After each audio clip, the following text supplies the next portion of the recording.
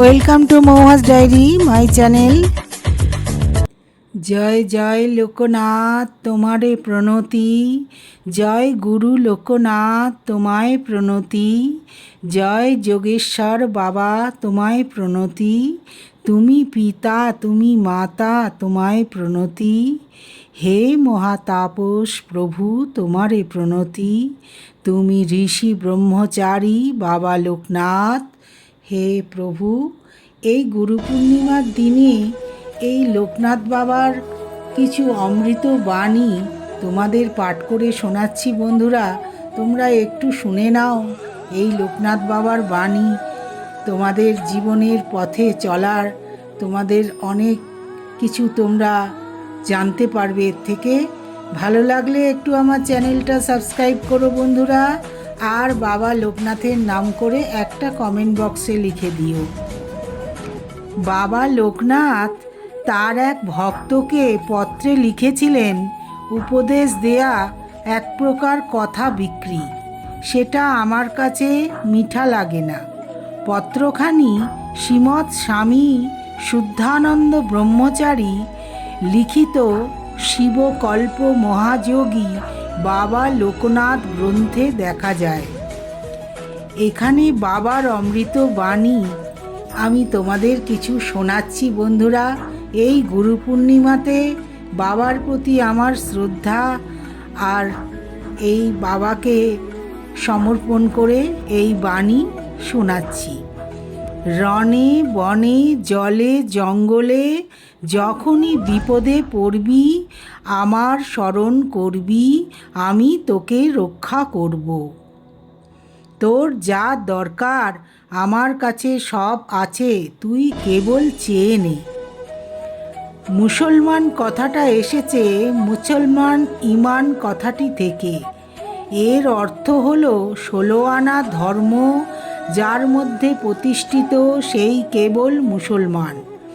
আমাতে 16 আনা ধর্ম আছে, তাই আমি মুসলমান।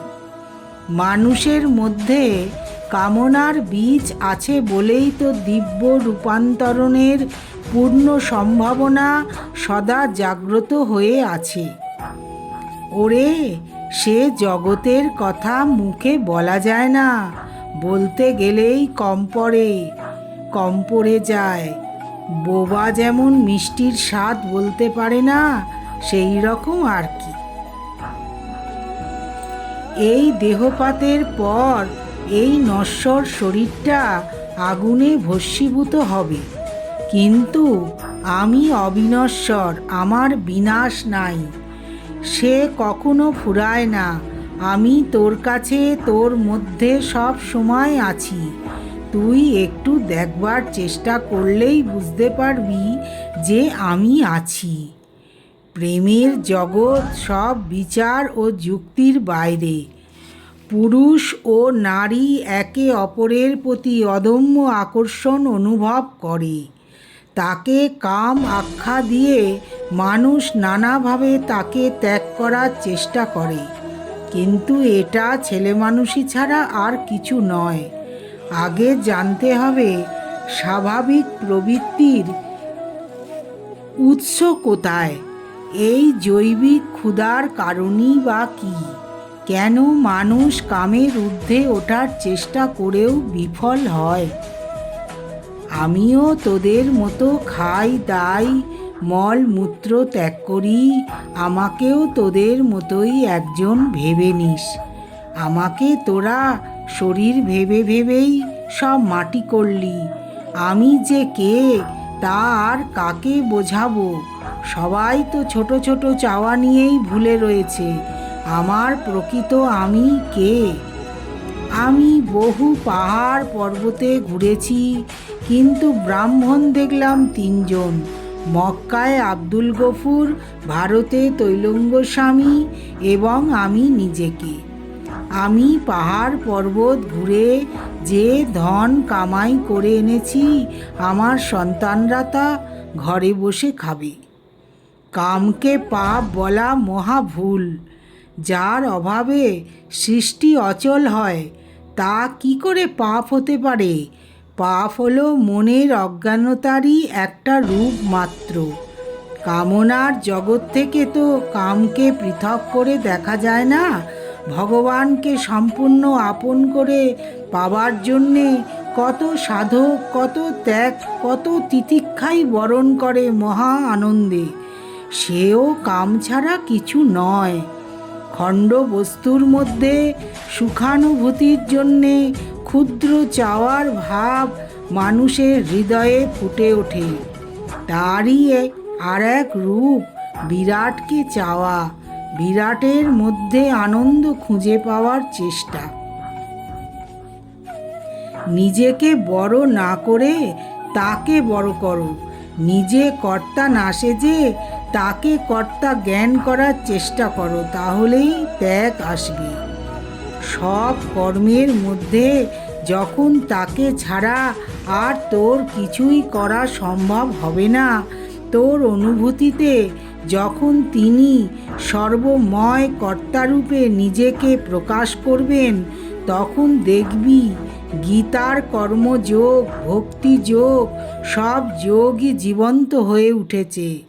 মানব দেহ নিয়ে কেন এই পৃথিবীতে এসেছিস তখনই বুঝতে পারবি, তার আগে নয়।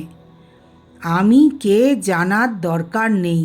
শুধু অন্তর দিয়ে প্রাণ ভরে আমার দয়া ভিক্ষা চাইবি, তাহলে আমি তোদের সব কষ্টের থেকে মুক্তি দেব। যারা ভক্তি বিশ্বাস নিয়ে আমায় বাবা বলে ডাকে, আপদে বিপদে আমার ওপরেই নির্ভর করে, তাদের আর্তক্রন্দনে আমার অন্তঃকরণ আর্দ্র হয়, দয়া হয়। এই দয়ার মধ্যে দিয়েই আমার শক্তি প্রবাহিত হয়ে তাদের দুঃখ দূর করে। আমি নিত্য বস্তু, আমার বিনাশ নেই, আমার শ্রাদ্ধ নেই। যারা আমার আশ্রিত তাদের অনিষ্ট করে এমন শক্তি কারুর নেই। নিজেকে জানতে গেলে গুরু মুখে শাস্ত্র কথা শুনে নে, আর তার কথাই মূর্তিমান শাস্ত্রজ্ঞান মনে করে তার অনুশীলনে জীবনের সব শক্তি লাগিয়ে দে। সামান্য মাত্র নিজের জন্যে আলাদা করে বাঁচিয়ে রাখার চেষ্টা করবি না। দেখবি তোর দেওয়ার মধ্যে দিয়েই পাবার পথটা আপনা হতেই খুলে যাবে। সন্ন্যাসীর জন্যে সারা বিশ্বই গৃহস্বরূপ। যখন যেখানে থাকে সেখানেই তাদের ঘর। ছোট শিশুকে দেখিস না, কি সহজ সরল ভাব, মায়ের ওপর কি স্বাভাবিক সমর্পণের ভাব। সেখানে ছল চাতুরি বা বিদ্যা বুদ্ধির অহংকার নেই, শুধু সহজ সরল আবদার, তাতেই মা খুশি। তোকেও তেমনি সহজ সরল হয়ে তার ওপর নির্ভরশীল হতে হবে।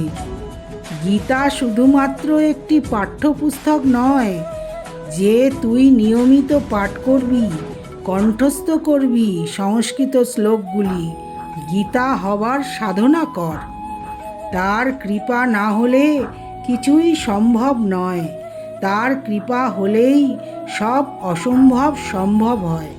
তার কৃপা হলেই তোর মনের মোড় তার দিকে ঘুরে যাবে।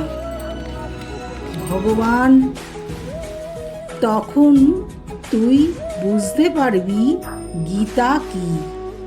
এই গীতা শ্রীকৃষ্ণ যে অর্জুনকে উপদেশ দিয়েছিলেন, সেই গীতার কথাই বলা হয়েছে।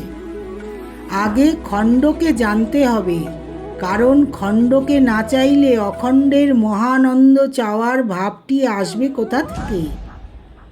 সৃষ্টিতত্ত্বের মূলেই তো ওই কামনার বীজ নিহিত রয়েছে। তবে ঘৃণাই করো আর লাঞ্ছনাই করো, তার ধর্ম সে পালন করবেই। এ যে তারই প্রকাশ। শুধুমাত্র কামকে দমন করলেই প্রেমের রাজ্যে প্রবেশ করা যায় না। বিন্দুর অনুভূতির ওপরেই তো মহাসিন্ধুর বিস্তার। সবটুকুর প্রয়োজন আছে বলেই তো সব কিছুর সৃষ্টি। ছোট ছোট কামনার মধ্যে দিয়েই তো জাগবে মানব হৃদয়ে সেই পরম প্রেমের প্রতি তীব্র আকর্ষণ। পরম দয়াল ভগবানের কৃপা যার ওপর পড়ে তার মধ্যেই দেখবি গীতার ভাব, এই গীতার ত্যাগের আদর্শ। জয় গুরু।